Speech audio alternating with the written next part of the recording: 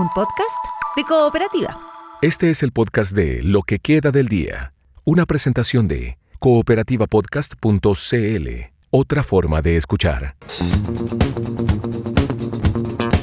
Hola, esta es la bienvenida a un nuevo episodio de Lo que queda del día. Soy Paula Molina y estamos grabando esta nueva entrega junto a Ulises Aldea. Te invitamos a escuchar un debate respecto a la constitucionalidad de los proyectos de ley.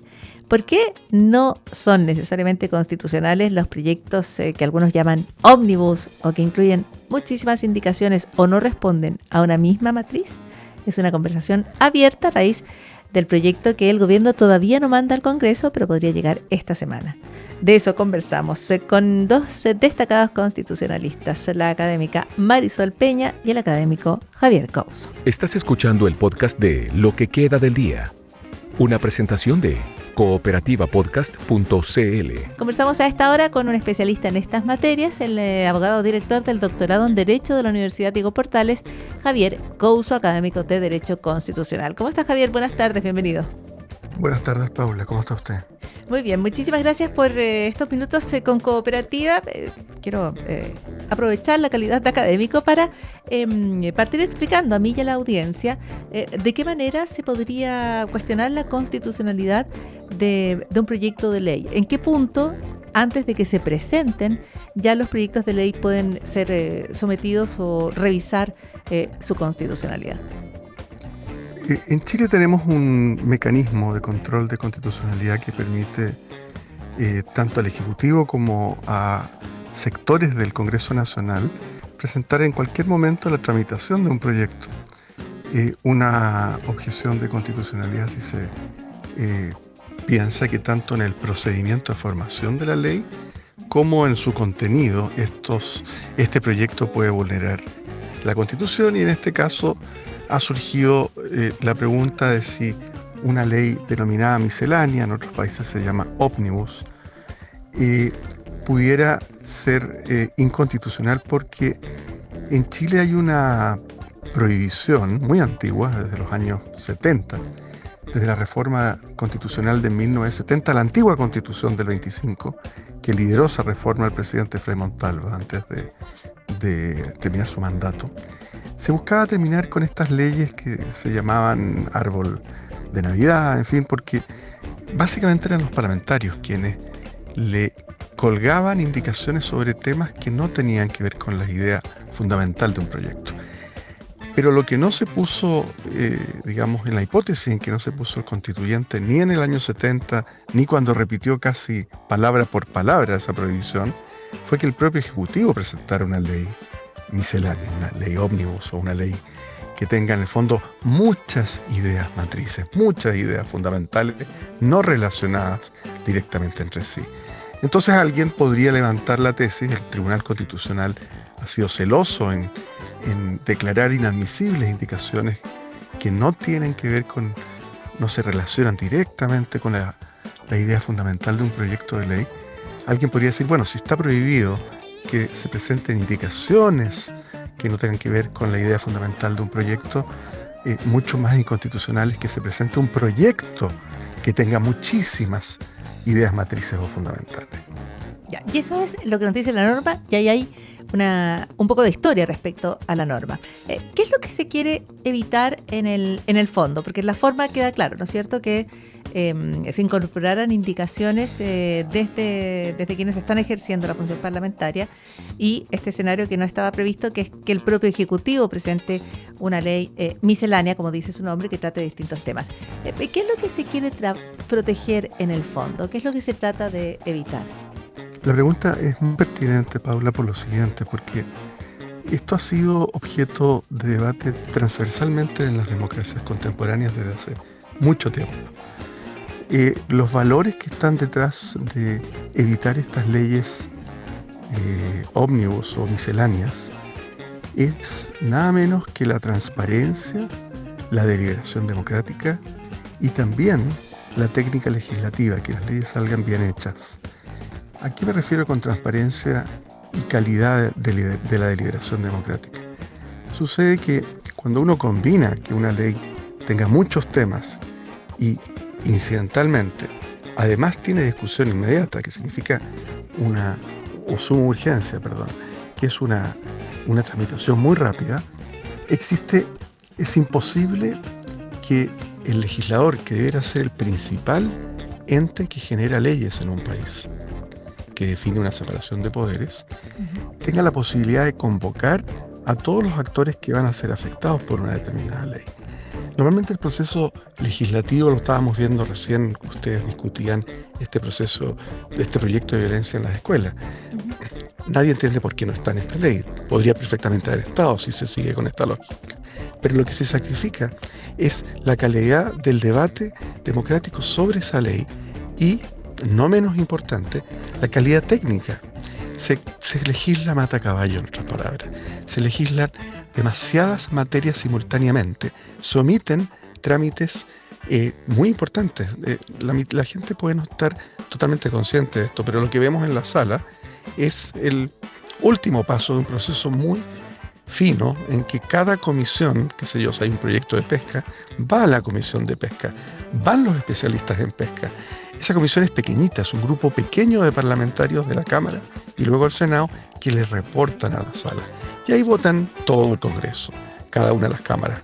Pero es absolutamente crucial para tener, primero, leyes que efectivamente se sepa exactamente, los representantes de la ciudadanía sepan exactamente qué están votando, y por otra parte que lo hagan bien, que legislen bien, sin lagunas, sin vacíos. Voy a, nada más que para cerrar este punto, por un ejemplo muy famoso en la literatura. En los años 60 en Alemania se elaboró una ley miscelánea y por el apuro terminó siendo una especie era una ley que buscaba descriminalizar infracciones de tráfico, y por razones que son muy largas de explicar, terminó siendo una especie de amnistía para ex burócratas nazis, que por la forma en que se legisló rebotó en el Código Penal. Esto fue un escándalo, por supuesto. Entonces, yo diría, en síntesis, por razones de calidad de la deliberación democrática y calidad de la técnica legislativa, son extremadamente peligrosas estas leyes misceláneas. Ya, hay cuestiones entonces que apuntan a los riesgos que pueden tener estas misceláneas. El proyecto va a llegar al Congreso eventualmente esta semana, eso todavía está en elaboración, en desarrollo, pero ese es el anuncio que ha hecho el gobierno, y luego están los adelantos que ha entregado tanto el presidente de la República como sus ministros, ¿no?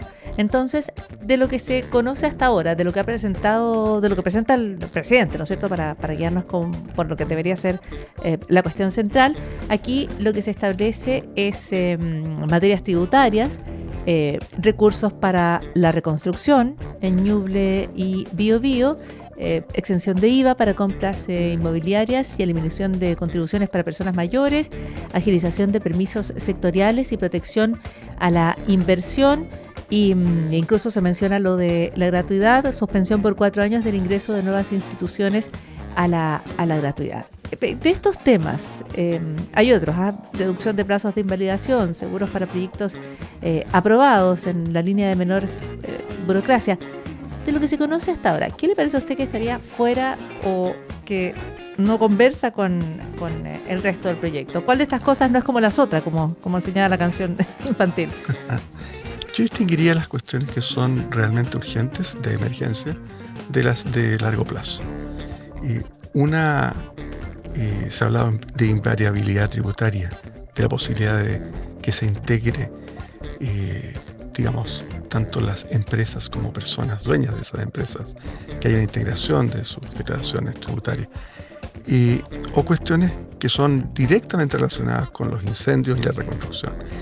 La razón, Paula, por la cual se hace esto tiene mucho que ver con una forma de presentar un proyecto que sea, por decirlo así, inevitable de ser aprobado para ciertos parlamentarios de una zona, por ejemplo, aquejada por la urgente necesidad de reconstruir, para efectos de aparecer apoyando la idea de legislar de cosas que ellos no están de acuerdo, que son más de largo plazo. Pongo un ejemplo. Si realmente se trata de una emergencia de reconstrucción, la Constitución contempla el llamado 2% constitucional, que no necesita una ley, es simplemente, más bien, ante una catástrofe el presidente le pide al Congreso, es una norma especialísima, obviamente que tiene la forma de una ley, pero es una norma especialísima que constitucionalmente habilita al Ejecutivo a hacer gastos extraordinarios de hasta un 2% del presupuesto anual. Eso se utilizó para el terremoto del año 2010, por ejemplo. Eso perfectamente se podría hacer si es que realmente se necesitan rápidos recursos para la reconstrucción. Pero el debate tributario es un debate extremadamente técnico. Le voy a poner solo un ejemplo. Se ha planteado que hay un gran debate sobre si en cuánto tiempo retornaría el dinero que se deja recaudar por bajar el impuesto a las grandes empresas. Y algunas personas señalan el caso de Irlanda como un caso único en que ahí sí habría fomentado la inversión. Pero hay otros que añaden que en realidad la FOR allá no estaba integrado el sistema, y acá estaría integrado y eso tendría otro efecto. Bueno, son debates técnicos en que se debería escuchar a todos los especialistas en macroeconomía posible antes de que los parlamentarios tomen informadamente una decisión. Distinto es la premura que requiere la reconstrucción de los incendios que ocurrieron hace muy poco en la zona de Ñuble y Biobío, en donde hay otros mecanismos que perfectamente podrían servir para esa situación tan dramática. Pero lo que no parece aconsejable es que leyes que van a tener efectos permanentes en términos de cómo se recauda, en que hay razonables dudas. El Fondo Monetario Internacional ha planteado que hay dudas razonables sobre si se va a poder solo con mayor recaudación recuperar lo que se va a dejar de adquirir por parte del fisco en términos de recaudación tributaria. Entonces, como se puede ver, uno empieza a hablar un poco acerca de uno de los aspectos. Por supuesto no tenemos el proyecto, estamos un poco especulando, pero si las cuestiones vienen como se ha dicho por la prensa, parece ser demasiado misceláneo. Muy bien. Ahí están las perspectivas, las opiniones del profesor Javier Couso, abogado director del doctorado en Derecho de la Universidad Diego Portales y académico de Derecho Constitucional. Muchísimas gracias por los minutos con Cooperativa. Gracias a usted, Paula. Muy buenas tardes. Estás escuchando el podcast de Lo que queda del día, una presentación de cooperativapodcast.cl. Y seguimos hablando de esta materia. Fue un artículo de la abogada y exministra del Tribunal Constitucional, Marisol Peña, el que empezó a circular y a plantear o adelantar la idea de la pregunta respecto a la constitucionalidad de este proyecto de ley que adelantábamos se presentaría esta semana de acuerdo a los anuncios del gobierno. El artículo es de la profesora Marisol Peña, que es abogada, que es directora del Centro de Justicia Constitucional de la Universidad del Desarrollo y está con nosotros en Cooperativa. Profesora Peña, muy buenas tardes. Hola Paula, buenas tardes, gusto saludarte. Muchísimas gracias por estos minutos con Cooperativa. Conversábamos un poco respecto a la historia de esta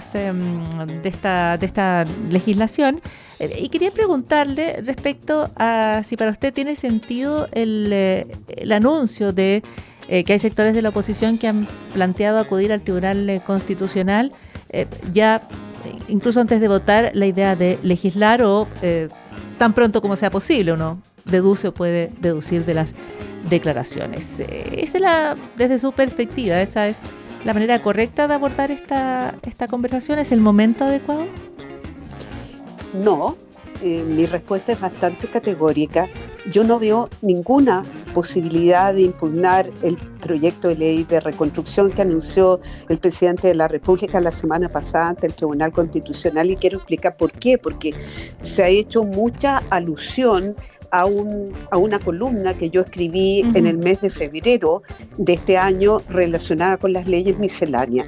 Y eso tenía por objeto relevar una jurisprudencia del Tribunal Constitucional de enero de este año que, con ocasión del proyecto de ley de reajuste del sector público, se había extendido a una materia que no tiene nada que ver con el tema del reajuste del sector público.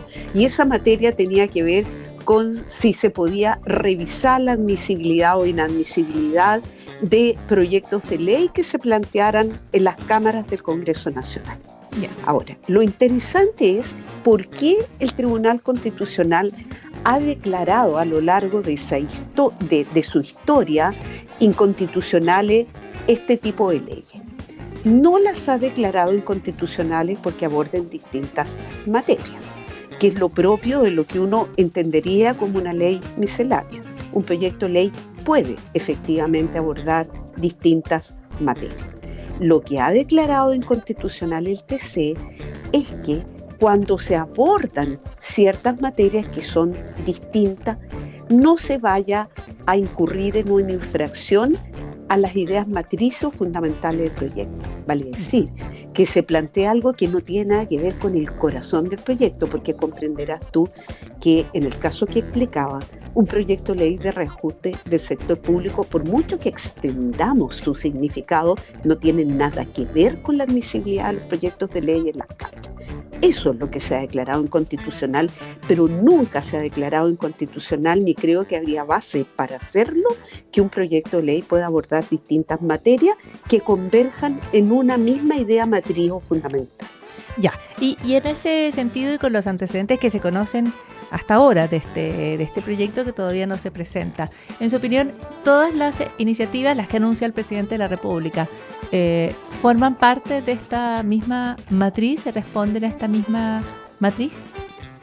Es difícil decirlo con propiedad y responsabilidad, Paula, sin habernos interiorizado el detalle del proyecto. Sabemos que son 40 medidas, de las cuales más o menos 20 o 25 se han dado a conocer y que tienen básicamente relación con temas tributarios. Entonces, siendo difícil decirlo, yo diría que por ahora podríamos decir preliminarmente que un proyecto de ley que aborda diversas materias y que parece tener un objetivo común, o sea, una idea matriz, que es propender a la reconstrucción nacional, no me parece a mí que prima facie o a priori pudiéramos considerarlo inconstitucional. Y quisiera agregarte un antecedente, y es que hay un precedente que no se ha mencionado en el debate. En tiempos del gobierno del presidente Boric se dictó la ley 21.681, esto fue en el año 2024, con ocasión de los incendios, todos recordaremos que afectaron diversas viviendas, sobre todo en la quinta región de Valparaíso. Se impulsó ahí una ley que se promulgó sin que nadie objetara su constitucionalidad, que creó el Fondo de Emergencia Transitoria por Incendio, y que además establece el título de la ley, otras medidas de reconstrucción. Y entre esas medidas de reconstrucción destinadas a ir en apoyo de familias que lo habían perdido todo, estaban una serie de medidas tributarias. Entonces, nosotros los abogados tenemos un dicho, donde existe la misma razón, la misma disposición. Si ese proyecto de ley, considerado bajo la perspectiva que explico como misceláneo también, porque abordaba distintos tipos de materia, no se impugnó en constitucionalidad, ¿qué tendría de diferente este proyecto de ley, también llamado de reconstrucción, que aborda distintas materias? Ya, o sea, hay una conversación desde su perspectiva que tendría que ver con quizás acotar a qué se refiere con reconstrucción, porque usted plantea así a priori, con lo que conocemos hasta ahora, ya ha hecho la advertencia de que no conocemos el proyecto en su detalle, pero a priori advierte que hay proyectos similares y menciona el del presidente Gabriel Boric, que también apuntaban dentro de un marco de reconstrucción a iniciativas que formaban parte de la matriz, pero que no eran, digamos, o presentaban algún grado de variedad a partir de esa matriz. Claro, no eran de idéntica naturaleza. Ya, perfecto. Pero en este caso, cuando se vincula la reconstrucción, por ejemplo, con la suspensión por 4 años del ingreso de nuevas instituciones a la gratuidad, o se plantea un horizonte de invariabilidad tributaria que podría durar muchísimos años. ¿Eso no estaría extendiendo demasiado el concepto de reconstrucción o la idea matriz de reconstrucción? ¿O habría que entender la reconstrucción como algo que no tiene que ver con reconstruir las viviendas quemadas en la región, sino un proyecto país? Y en ese sentido me parece que se vuelve como infinito, ¿no? El concepto. Claro, dentro de la reconstrucción podrían caber muchas cosas, pero hay algo que es muy importante de decir a la hora de evaluar si un proyecto de ley, entre comillas, misceláneo, que aborda materia de distinta naturaleza, pudiera o no ser inconstitucional, y que tiene justamente que ver con las ideas matrices o fundantes del proyecto. Es importante señalar que esas ideas matrices o fundantes del proyecto las vamos a encontrar siempre en la fundamentación del mensaje presidencial respectivo. O sea, Yo, sin perjuicio de conocer el proyecto entero, las 40 medidas, yo al menos me voy a fijar particularmente en la fundamentación del proyecto que se ha dicho se presentaría el día de mañana en la Cámara de Diputados, porque ahí va a estar explicado supuestamente, ¿verdad? Si lo pensamos, o ahí va a estar explicitado de qué modo cada una de estas 40 medidas podrían tributar a la reconstrucción, proveyendo recursos necesarios para generar una mayor caja fiscal, ya que se ha hablado tanto de la caja, que permitiera promover en Chile la inversión, el pleno empleo, en fin, las cosas un poco que le explicamos como objetivo genérico al presidente de la República en cadena nacional.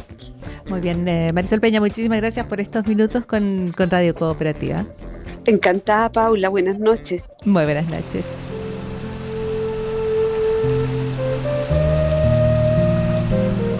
Continuamos en lo que queda del día con sonidos de muchísima lluvia para una jornada donde en distintos puntos de la región metropolitana se registraron precipitaciones. ¿Y sabías que las lluvias, los días de lluvia pueden ofrecer beneficios importantes para el organismo? Así lo plantea un artículo que firma Ali Hirschlock para BBC. Dice que la lluvia libera iones negativos en el aire, moléculas de oxígeno con un electrón adicional. Se forma cuando las gotas de lluvia chocan entre sí o impactan contra una superficie y se fragmentan. Cuando caen, por ejemplo, o golpean el suelo. Pueden salpicar y liberar iones negativos en un proceso que se llama efecto Leonard. Bueno, los iones negativos eventualmente pueden alterar el estado de ánimo, tener algún tipo de influencia en el bienestar. No se sabe por qué, pero la posibilidad es que en concentraciones elevadas estimulen la producción de serotonina, o sea, nos hagan sentir un poco más felices y un poco más relajados. No está comprobado, pero es una opción. Ahora, hay una idea general de que la lluvia elimina las partículas en suspensión, como la contaminación, ¿no es cierto?, o las que nos generan alergia. Ese efecto podría repercutir en nuestro estado de ánimo.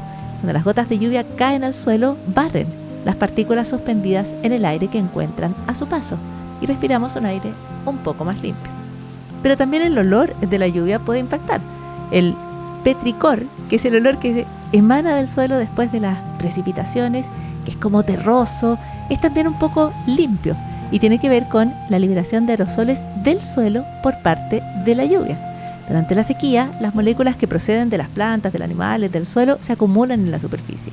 Y cuando las impacta la lluvia, esas moléculas se fragmentan y se suspenden en el aire. Ese olor a limpio que percibes tras la lluvia se debe al ozono que puede ser arrastrado a la tierra por las corrientes descendentes de las tormentas más fuertes. Así que, si bien no sabemos todos los aspectos de la química de la lluvia, sí sabemos que somos sensibles a la lluvia, que nos sentimos un poco distintos. Así que caminar un poco bajo la lluvia, abrir la ventana en una tarde lluviosa puede ser una experiencia que genere algún tipo de beneficio para tu salud. Y algún beneficio es un buen beneficio. Y es parte también de lo que queda del día.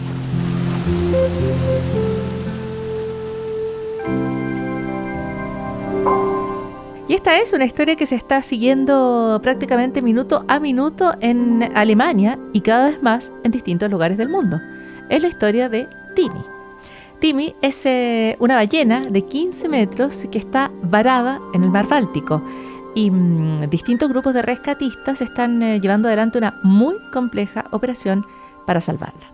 Se han generado varios intentos por reflotarla sin ningún éxito, pero en el más reciente se ha propuesto izarla a una plataforma flotante y remolcarla de esta manera hacia mar abierto.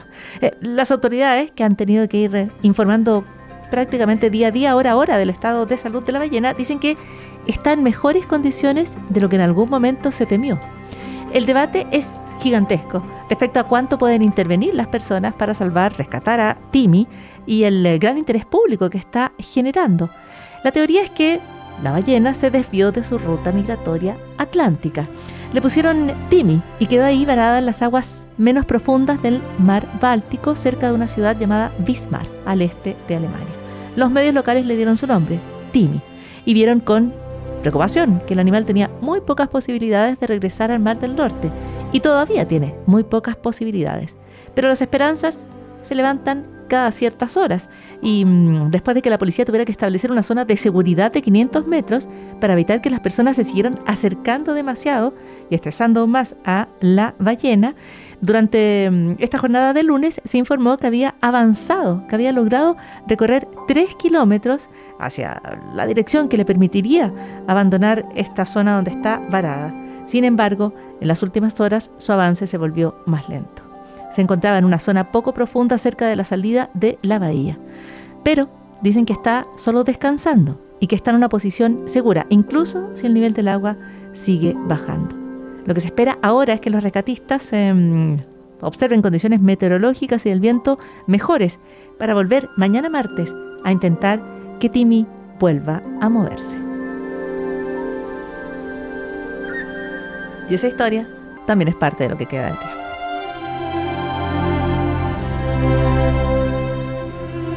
Aquí termina el podcast de Lo que queda del día. Lo escuchas en vivo de lunes a viernes desde las 4 de la tarde en Radio Cooperativa y todos los días en cooperativapodcast.cl.